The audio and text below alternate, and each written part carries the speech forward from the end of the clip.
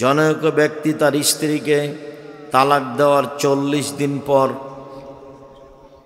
আবার তাকে বিয়ে করেছে। এই বিয়ে কি ইসলামের দৃষ্টিতে বৈধ? হ্যাঁ, ঠিক আছে। যদি এটা এই এক বৈঠকে 3 তালাক দিয়ে দিয়েছে, মানুষের বৈঠকে বিচ্ছিন্ন করে নিয়েছে, তাহলে সমস্যা নেই। আর এটা যদি 3 বারের 3য়-বারে তালাক হয়ে থাকে তাহলে ফেরত নিতে পারবে না। এক বৈঠকে 3 তালাক 1 তালাক, 1000 তালাকে 1 তালাক। অতএব এইটা 90 দিন পরে ফিরিয়ে নিতে পারে বিবাদ ছাড়াই। 90 দিনের মধ্যে, 90 দিন পরে নয়, 90 দিনের মধ্যে। 90 দিন পার হয়ে গেলে বিবাহের মাধ্যমে ফিরাতে হবে। অবিবাহিত ছেলে মেয়ে যদি জেনা করে 100 লাঠি পিটিয়ে এলাকা থেকে 1 বছরের জন্য তাড়িয়ে দিতে হবে। তিনি বলেন আসাইবা বিসাইবা রাজম। বিবাহিত পুরুষ নারী যদি জেনা করে তাহলে তাকে ইট ঢেল পাথর দিয়ে মেরে মেরে মেরে ফেলতে হবে, তাকে মারতেই হবে।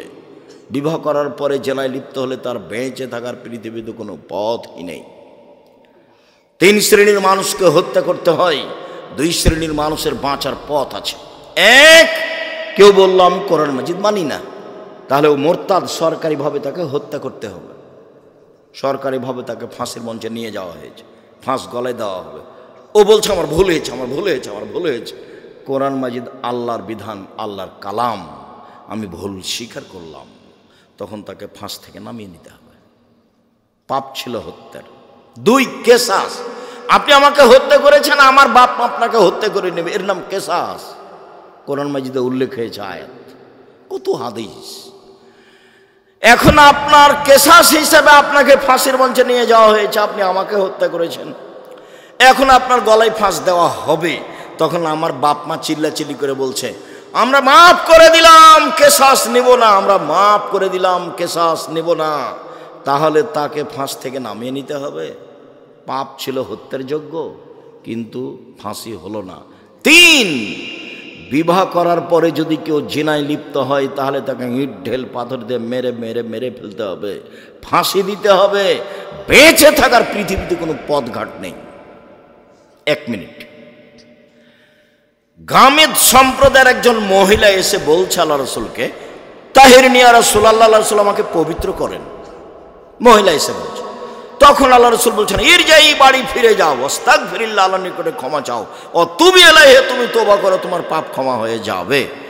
তখন মহিলাটি বলছে আত্মরদ্দেদেননি কামার দাদা মাইজুন মালিক, মাইজুন মালিককে যেভাবে ফিরিয়ে দিয়েছিলেন তার বিচার না করে সেইভাবে কি আপনি আমাকে ফিরিয়ে দিতে চাচ্ছেন? ওয়ান্না হবলা মিনা জেনা, আমার পেটে অবৈধ সন্তান রয়েছে, দয়া করে বিচার করে দেন, আমাকে ফিরিয়ে দিন না। আল্লাহ রসুল বললেন ইরজাই হাতা তালে দি, বাড়ি চলে যাও, যেদিন তোমার বাচ্চা প্রসব হবে সেদিন এসো, বিচার করে দেব। মহিলা চলে গেল, বাচ্চা প্রসব হয়েছে। মুসলিম গ্রন্থে এসেছে সবে মাত্র বাচ্চা প্রসব হয়েছে, তাকে ন্যাকড়া দিয়ে জড়িয়ে রাসূলের দরবার নিয়ে এসে বলছে এ দেখেন বাচ্চা প্রসব হয়ে, বিচার করে দেন। দৃশ্য দেখে আল্লাহ রসুল অবাক হয়ে বলছেন ইরজাই, বাড়ি ফিরে যাও, ফারদেই হে, বাচ্চাকে দুধ খাওয়াও, হাত্তা তাফতে মিহে, যেদিন বাচ্চা দুধ ছেড়ে দেবে সেদিন নিয়ে আসিও, বিচার করে দেব। মহিলা বাচ্চা নিয়ে চলে গেল, বাচ্চাকে 2 বছর দুধ পান করালো। 2 বছর পরে বিচারালয় উপস্থিত, তখন বাচ্চার হাতে 1 টুকরা রুটি রয়েছে। এই রুটি প্রমাণ করে বাচ্চা খাদ্য খেতে পারে। ফাওয়াসাদাহু বেদ রাজুলিন মিনাল মুসলিমিনা, বাচ্চাটাকে একজন মুসলমানের হাতে সমর্পণ করলেন আল্লাহ নবী, যাও এই বাচ্চা তুমি লালন পালন করো। সঙ্গে সাথে এই যাবো বেহা, মহিলাকে মাঠে নিয়ে যাও, আহফিরুল্লাহ সাদরিহা, মাঠে নিয়ে গিয়ে গর্ত খুঁড়ে বুক পর্যন্ত মাটিতে পুঁতে দাও। ফারজামুহা, এরপরে চতুর্দিক থেকে ইট ঢেল পাথর মেরে মেরে তাকে বিদায় করো। সাহাবীগণ বলছেন আমরা তাকে মাঠে নিয়ে গেলাম, গর্ত খুঁড়ে বুক পর্যন্ত মাটিতে পুঁতে দিলাম, চতুর্দিক থেকে ইট ঢেল পাথর মারতে লাগলাম। খালিদ বিন ওয়ালিদ বলছেন একটা পাথর আমি তার মুখের উপরে মারলাম, ফাতালাজ্জাহা দাম আলা ওয়াজহি খালিদ, পাথরটা মুখে লেগে মুখ ফেটে রক্ত ছিটে খালিদের গায়ে লাগলো।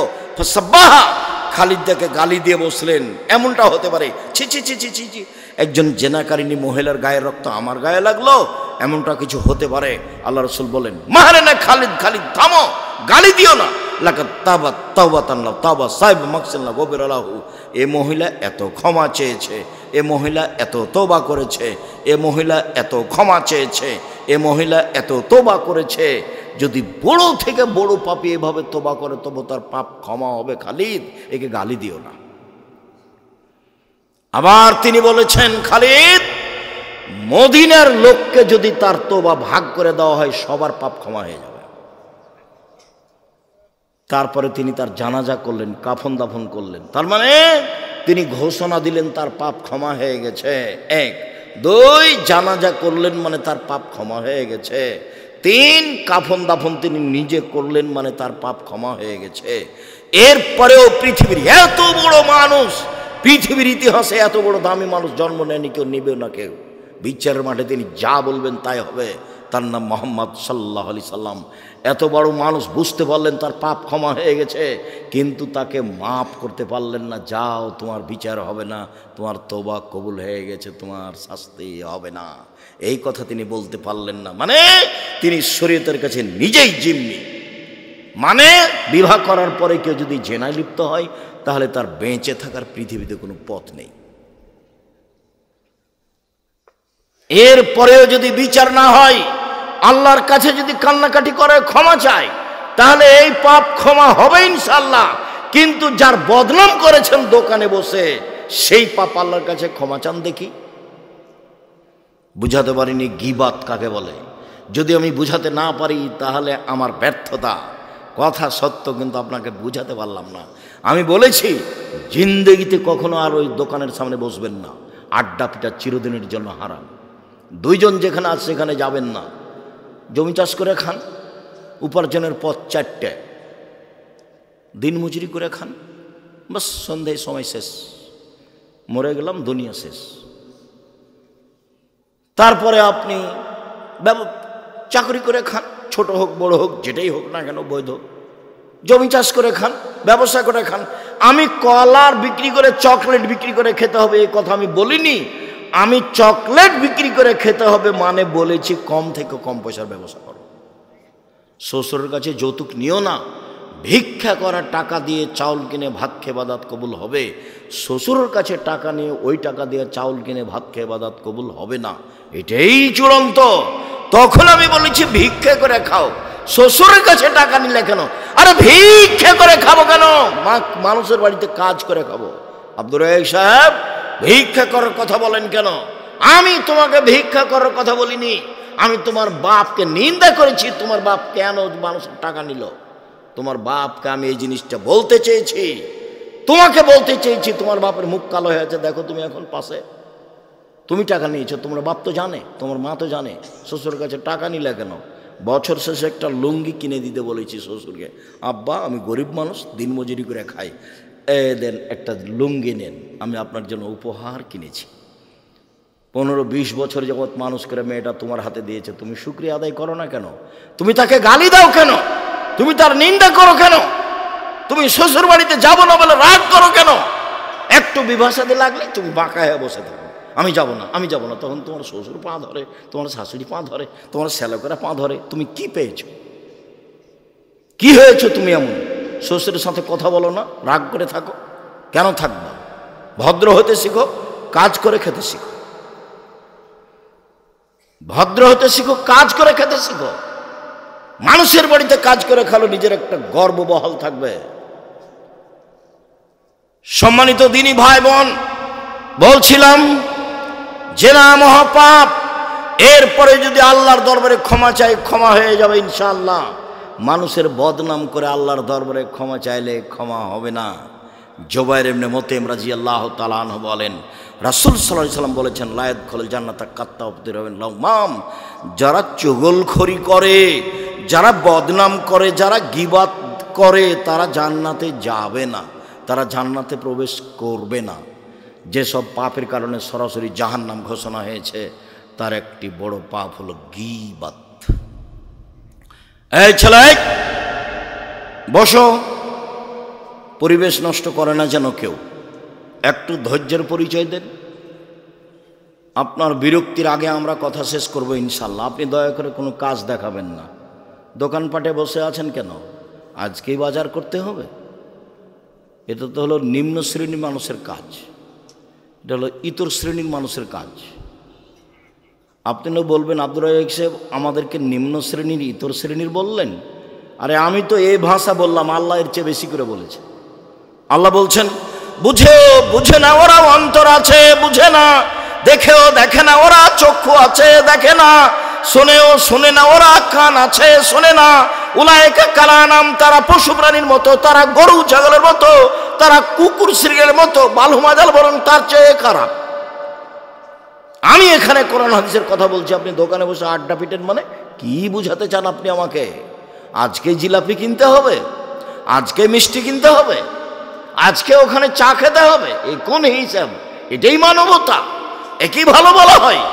রাসূল সাল্লাল্লাহু আলাইহি ওয়াসাল্লাম বলছেন সমাজের দায়িত্ব পালন করবে অধমের সন্তান অধম, লোকা ইবনে লোকা, অধমের সন্তান অধম।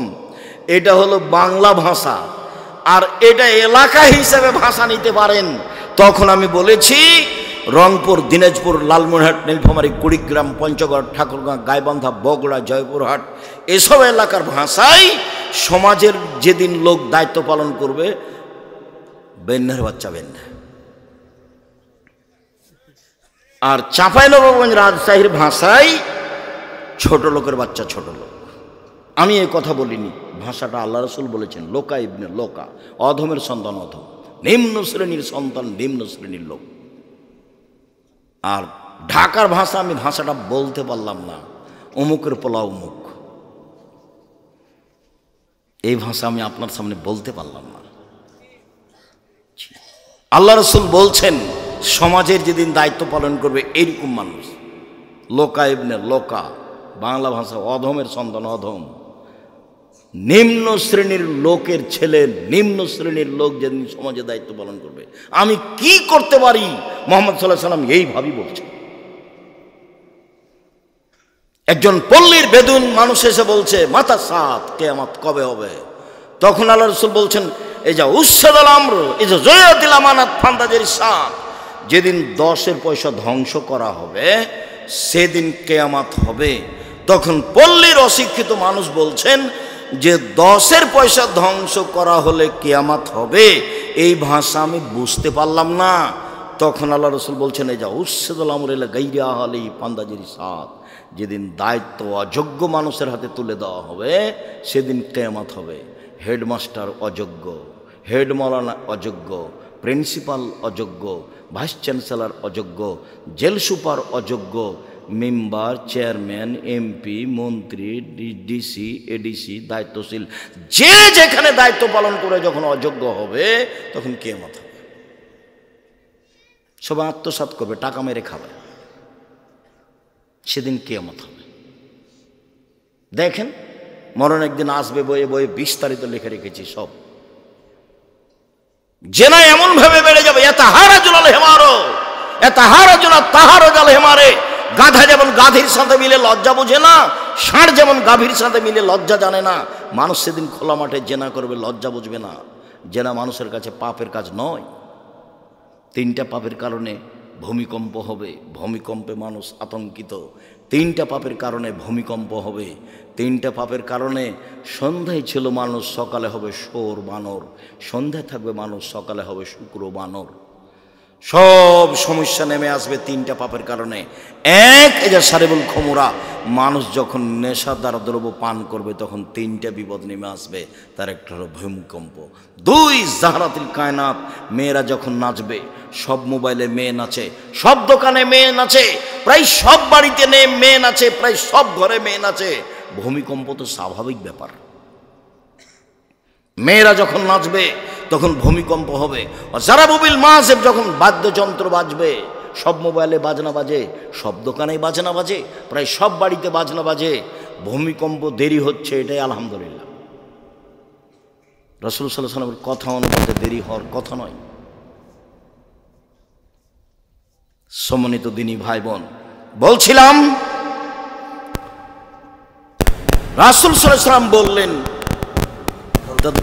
গীবাত, সঙ্গী সাথী বলতে পারো গীবাত কাকে বলে? সঙ্গী সাথী বলতে পারো গীবাত কাকে বলে? সঙ্গী সাথী বলতে পারো গীবাত কাকে বলে? তখন আল্লাহ রাসূল বলছেন সাহাবাগণ বলছেন আল্লাহ রাসূল আলাম, আল্লাহ এবং আল্লাহ রাসূল ভালো জানেন গীবাত কাকে বলে, আমরা বলতে পারছি না। তখন আল্লাহ রাসূল বলছেন যিকরুকা আখাকা বিমাকরাহ, তুমি তোমার ভাইয়ের কথা বলছো, ও যদি শুনতে পাই তাকে যদি খারাপ লাগে, এটাই হলো গীবাত। শোনো, তুমি কারো কথা বলছো, ও যদি শুনতে পাই তাকে যদি খারাপ লাগে, এটাই হলো গীবাত। আল্লাহ রাসূলের মুখের ভাষা।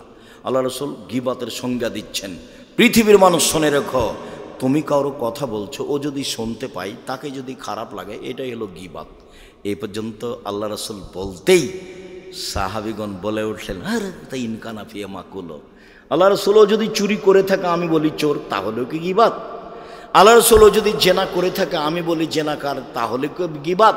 তখন আল্লাহ রাসূল বলছেন শোনো, ইনকানা ফিয়া মাতাকুল্লো ফাকা দিগতাবতাহু, ও যদি চুরি করে থাকে তুমি বলো তাহলে গীবাত, ও যদি জেনা করে থাকে তুমি বলো তাহলে গীবাত। ওয়াইলাম ইয়াকুন মাতাকুল্লো ফাকা বাহাতাহু, আর ও যদি না করে থাকে তুমি বলো তাহলে অপবাদ, ও যদি না করে থাকে আর তুমি বলো তাহলে অপবাদ। গীবাতের ক্ষমার পথ হলো হাত ধরে ক্ষমা নিতে হবে, এক। দুই হলো যদি হাত ধরে ক্ষমা না নেন, বিচারের মাঠে নেকি দিয়ে বুঝিয়ে দিতে হবে। কয়টা নেকি করেছেন? আব্দুর হিসাব যখন নেকি থাকবে না তখন কি হবে? তখন আল্লাহ রাসূল বলেছেন ওর পাপ গীবাত পরিমাণ নিতে হবে, দিয়ে ও জান্নাতে চলে যাবে আর এ যাবে জাহান্নামে। এটা বিচারের পদ্ধতি। আর যদি অপবাদ হয় তাহলে 80 লাঠি। যদি অপবাদ হয় তাহলে কত লাঠি? 80 লাঠি ছাড়া আপনি পবিত্র হবেন না। কেন আপনি দোকানে বসতে গেলেন? আপনাকে আমি কতবার বলেছি দোকানের সামনে যাবেন, আসসালামু আলাইকুম, আহমদ লবণ আছে? জি আছে, 1 কেজি লবণ দাও। আহমদ মরিচ আছে? জি আছে, 200 মরিচ দাও। বাস নেওয়া শেষে, টাকা দেওয়া শেষে, আসসালামু আলাইকুম। ওখানে আপনি বসলেন কেন? আপনাকে যে আমি বলেছি দুইজন যেখানে বসে আছে সেখানে বসবেন না।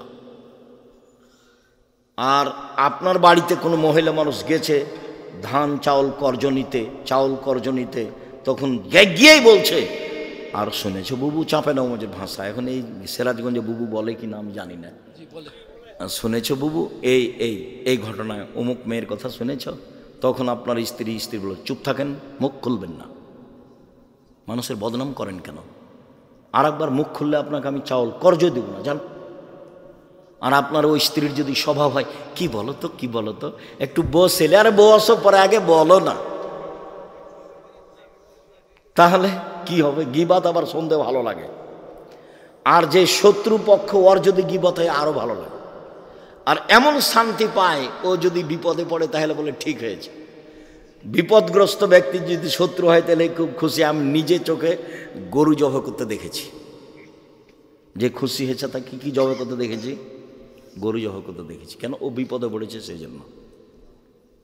আর দুই ভাই গন্ডগোল করে ঢেঁকি কেটে ভাগ করে নিচ্ছে, এটা আমার চোখের সামনে। ঢেঁকি কেটে কি করেছে? ভাগ করে নিয়েছে। দুই ভাই দিন রাত স্বামী স্ত্রী খেলে ওর বদনাম করে নিজের ভাইয়ের। ঝগড়াতে এভাবে বলছে, তখন আমি পাশে দাঁড়িয়ে গ্রামের ছেলেপিলা মানুষ আমরা দৌড়ে গেছি যে বাড়িতে ঝগড়া হচ্ছে। তখন বলছে থাম, আমি তো এখান থেকে চলে যাব, আমার ভাগটা এমন লোকের কাছে বিক্রি করব যে তোকে গুতাতে পারে। অথচ আল্লাহ রাসূল বলছেন নিজের ভাই যখন বলবে জমি আমি কিনবো না, তুমি যার কাছে ইচ্ছা বিক্রি করো, তখন তুমি অন্যের কাছে বিক্রি করতে পাবা, তাছাড়া তোমার বিক্রি নিষেধ। কথা মুহাম্মদ সাল্লাল্লাহু আলাইহি ওয়াসাল্লাম বলছে। কথা বুঝাতে পারিনি, আর একবার বলি। আমাদের গ্রামের ওই লোকটা বলছে ওর ভাইকে ঝগড়াই যে শোন, আমি তো এখান থেকে চলে যাব, তা আমার জমির ভাগটা তোকে দিব না, এমন মানুষের কাছে বিক্রি করব যে মানুষ তোকে কি করতে পারে? গোতাতে পারে, উচিত শিক্ষা দিতে পারে। অথচ আল্লাহ রাসূল বলেছেন যে ভাইয়ের ভাগ বিক্রি করতে পাবে না ভাইকে না বলে। যখন ভাই বলবে ঠিক আছে ভাই আমি তোমার ভাগ কিনতে পারছি না, যেখানে ইচ্ছা সেখানে বিক্রি করো, তখনই অন্যের জায়গাতে বিক্রি করবে, অন্যের কাছে বিক্রি করতে। যা বিক্রি নিষেধ। কিভাবে বদনাম গড়ে উঠছে সমাজে! দল করলে, সংগঠন করলে, দলাদলি করলে, মারামারি করলে এটা হবে একবারে গীবাত বদনামের বন্যা। আমি বসে আছি, হঠাৎ করে ওই সাংবাদিক ঢুকেছে প্রতিষ্ঠানে, আমি সাধারণত কারোর সাথে এরকম কথা বলি না। তো আমি অফিসে কি কাজে বসেছিলাম, চলে এসেছি। তা আমার সাথে এখন কথা বলছে, বলতে বলতে বলছে যে আপনার প্রতিষ্ঠানে এটা ঘটেছিল। তখন আমি বলছি সেই কথা এখন কেন? ভিক্ষা করে খেতে পারেন না? এই কাজ করতে কেন এসেছেন? সাংবাদিকতায় হারাম। সাংবাদিকদের কাজই হলো মিথ্যা কথা। কি একটু পরে বলছি, দেখেন মিথ্যা কথা প্রকাশ করা কত কঠিন। আল্লাহ তাআলা বলছেন ওয়ালা তাজাসসু, পৃথিবীর মানুষ তোমরা দোষ ত্রুটি উদ্ঘাটন করো না। দোষ ত্রুটি উদ্ঘাটন করা চিরদিনের জন্য হারাম। তিনি বলছেন ওয়ালা তাহাসসু, মানুষের গোপন কথা কান লাগিয়ে শোনো না। যারা মানুষের গোপন কথা কান লাগিয়ে শোনে তাদের কানে বিচারের মাঠে তামা সীসাকে গলিয়ে জাহান্নামের আগুনে গলে কানে ঢেলে দেওয়া হবে। মানুষের গোপন কথা শোনা হারাম, মানুষের দোষ ত্রুটি উদ্ঘাটন করা হারাম। রাসূল সাল্লাল্লাহু আলাইহি ওয়াসাল্লাম বলেন মান সাতারা মুসলিমান সাতারাহুল্লাহু ফিদ দুনিয়া ওয়াল আখিরা, কেউ যদি মানুষের দোষ ত্রুটি দুনিয়াতে ঢেকে রাখে, আল্লাহ বিচারের মাঠে তার দোষ ত্রুটি ঢেকে রাখবেন। এক মিনিট এদিকে লক্ষ্য করেন, এই ছেলে ঘুমিয়ে আছো নাকি? এদিকে লক্ষ্য করো। আল্লাহ তাআলা বিচারের মাঠে একজন পাপীকে নিয়ে আসবেন, নিয়ে এসে তার বাহু দিয়ে আড় করে রাখবেন, কাউকে দেখতে দিবেন না। দিয়ে তার আমলনামাটা সামনে ধরে বলবেন দেখো তো এগুলো কি তোমার পাপ? ওদিকে আড় করে আছে, কেউ যেন দেখতে না পায়। আল্লাহ বলছেন এভাবে, দেখো তো এটি কি তোমার পাপ? তখনও বলবে জি, এগুলি আমার পাপ। তখন আল্লাহ বলবেন তুমি কি মনে করো আমার ফেরেশতারা অন্যায় লিখেছে? তখনও বলবে জি না, জি না, আমি এটা বলি না যে ফেরেশতারা অন্যায় লিখেছে। তখন আল্লাহ বলবেন তুমি আমাকে কিছু বলতে চাও?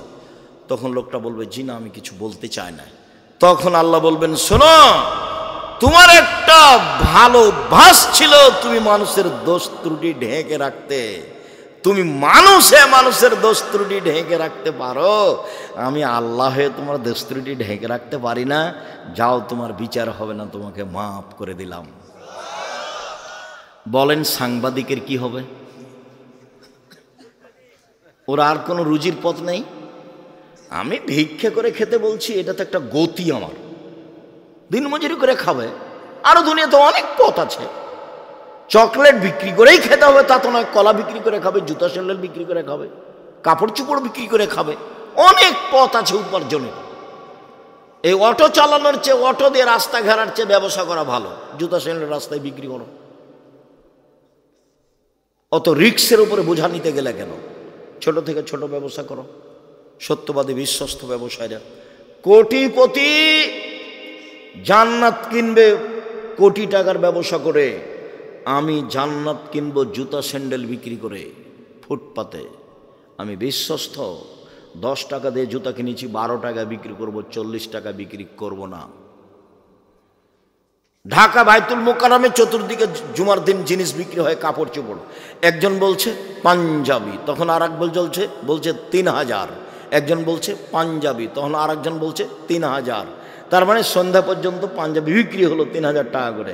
এখন দুইজন বাড়ি যাচ্ছে আর বলছে যে পাঞ্জাবিগুলোর দাম 300 করে রে, 3000 করে বিক্রি করেছি। তো এইভাবে ফাঁকি দিয়েছে।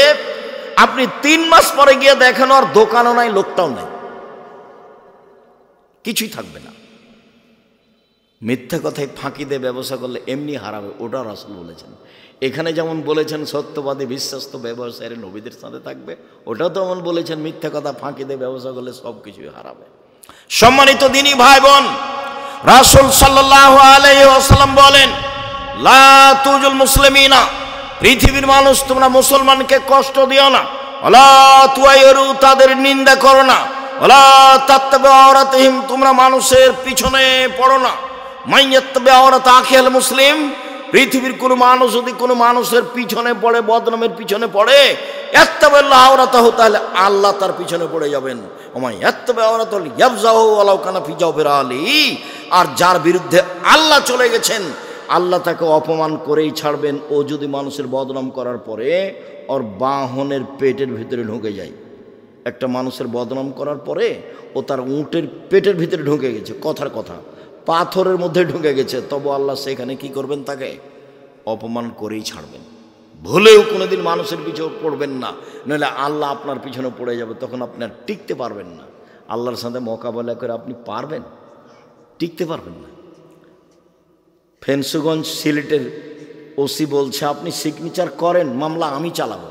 তখন আমি বলছি ভাইজান আমি মানুষের বিরুদ্ধে মামলা করব না, আমি বলছি মানুষের বিরুদ্ধে আমি মামলা করব না। ও চালাতে পারে না মামলা, আমি কেন চালাবো? তো ওই চালাই, ওর তো ক্ষমতা আছে। ওই মানুষের মামলা চালাতে গেলে তাহলে মানুষের মতো হয়ে যাবে, ও যদি চালায় তাহলে তার মতো হবে। তো আমি ছোট কাজে যাবো কেন? ওই করুক, অকি করার সুযোগ দিই, মানুষের পিছে পড়বেন না। রাসূল সাল্লাল্লাহু আলাইহি সাল্লাম বলছেন মান কানা জাওয়াজহাইনে ফি দুনিয়া কানা ইয়াউমাল কিয়ামা ফি লিসানানে ফি ওয়াজি আও ফি ফামি। যে ব্যক্তি মানুষের বদনাম করবে দুনিয়াতে, বিচারের মাঠে তার মুখে হবে দুইটা আগুনের জিহ্বা। যে ব্যক্তি মানুষের বদনাম করবে দুনিয়াতে, তার মুখে হবে বিচারের মাঠে দুইটা আগুনের জিহ্বা, এক মুখে দুইটা জিহ্বা। আনাস রাদিয়াল্লাহু তাআলা আনহু বলেন একদা রাসূল সাল্লাল্লাহু আলাইহি ওয়াসাল্লাম বললেন জিবরাইল আমাকে উপরে নিয়ে যাচ্ছেন। আল্লাহ নবী বলছেন জিবরাইল আমাকে উপরে নিয়ে যাচ্ছেন। হঠাৎ দেখি অনেক মানুষ, তাদের লম্বা লম্বা তামার নখ, একমেশুন ওজুহুম, নখ দিয়ে একবারে মুখের উপরে খামচা মেরে গোস্ত তুলে ফেলছে, আবার নখ দিয়ে বুকের উপরে খামচা মেরে এইসব গোস্ত তুলে ফেলছে। আল্লাহ রাসূল বলছেন জিবরাইল মান হাউলাই, এরা কি, একই কথা, এরা কারা? তারা কেন তাদের নিজের নখ দিয়ে মুখের গোস্ত তুলে ফেলছে? কেন নিজের বুকের গোস্ত তুলে ফেলছে কেন জিবরাইল? ঘটনা কি? জিবরাইল বলছেন হাউলাই আল্লাযিনা ইয়াকুনা ফি আরাজিন নাস, এরা হচ্ছে ওরা যারা মানুষের বদনাম করত। জীবনে কোনোদিন মুখ খুলবেন না, মুখ বন্ধ। বাঁচার পর তিনটে, বাঁচার পর তিনটে। এক, মুখ বন্ধ রাখেন, জান্নাত হবে। দুই, জরুরি প্রয়োজন ছাড়া বাড়ির বাইরে যাবেন না, জান্নাত হবে। তিন, পাপের জন্য কাঁদতে শিখুন, জান্নাত হবে ইনশাআল্লাহ।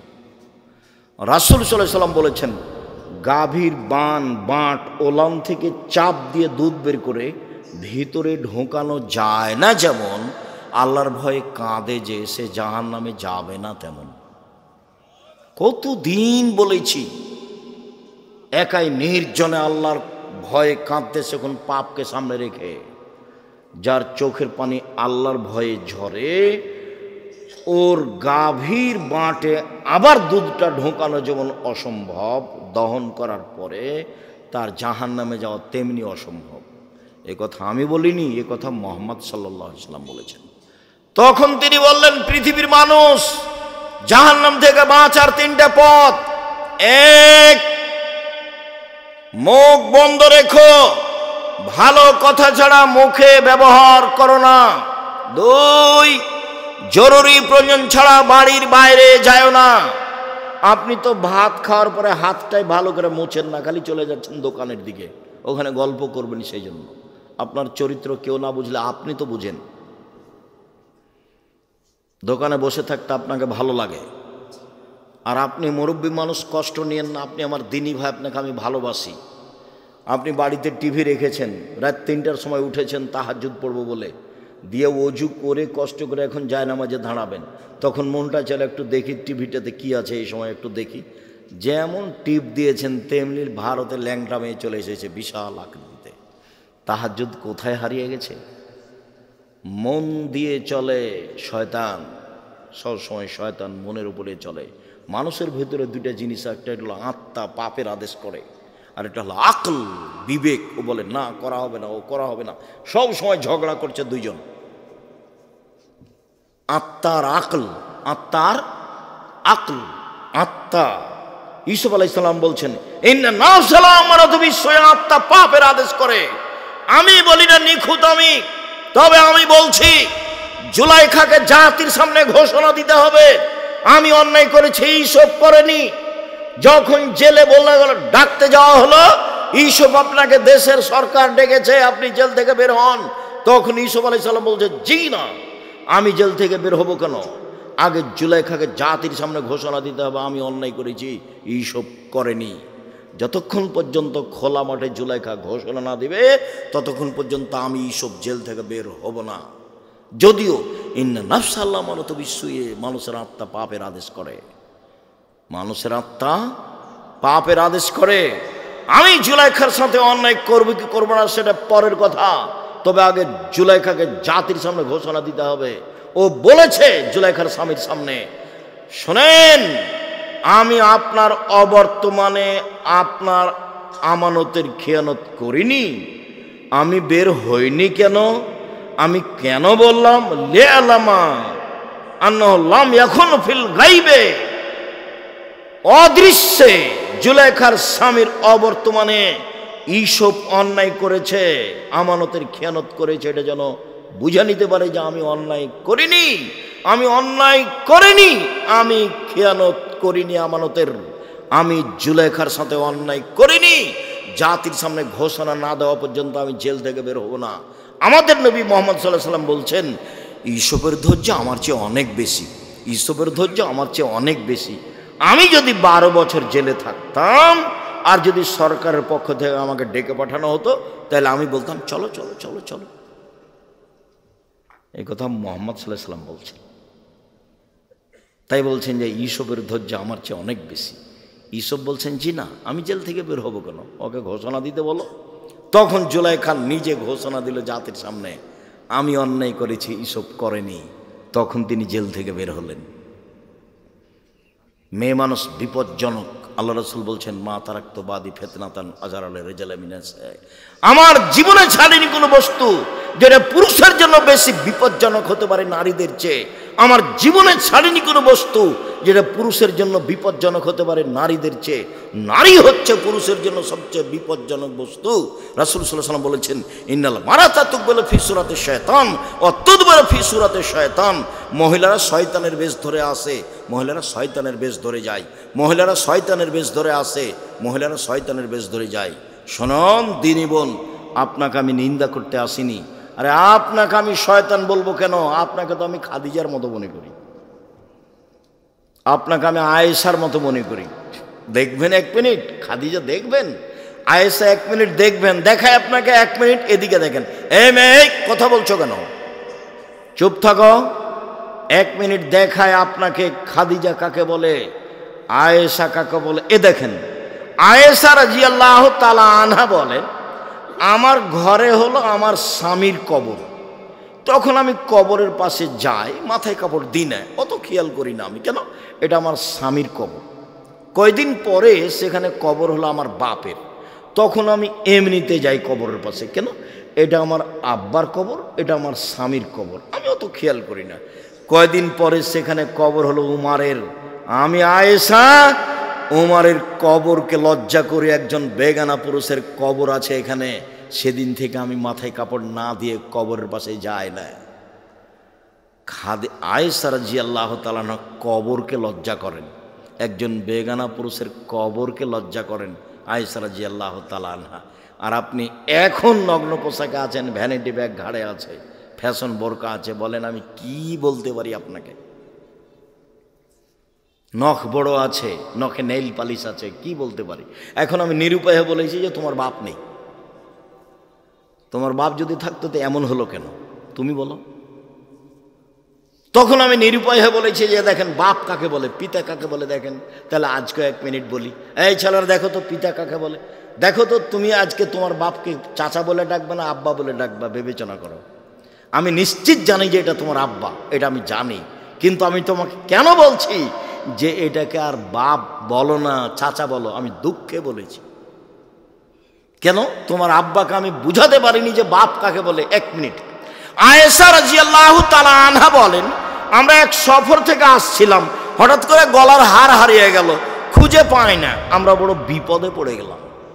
পানি নেই, অজু করতে পারি না, সালাত আদায় করতে পারি না, হার খুঁজেও পায় না।